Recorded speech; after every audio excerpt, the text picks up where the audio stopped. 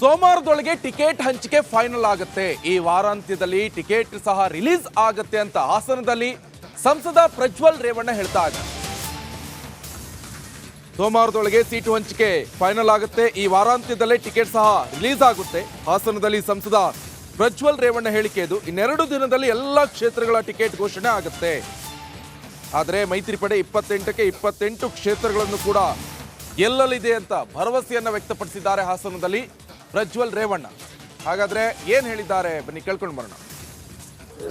ಎಲ್ಲ ಚೆನ್ನಾಗಿದೆ ಹಾಸನಲ್ಲಿ. ನಾನು ಕೂಡ ಎಲ್ಲ ಭಾಗಕ್ಕೂ ಹೋಗಿದ್ದೀನಿ. ಈಗ ಎಲ್ಲ ಕಡೆನೂ ಒಂದು ಒಳ್ಳೆ ವಿಶ್ವಾಸ ಇದೆ. ನೆನ್ನೆ ಎಷ್ಟುತ್ತರೆಗೂ ಹೋಗಿದ್ದೆ, ಜಾವಗಲ್ಗೂ ಹೋಗಿದ್ದೀನಿ.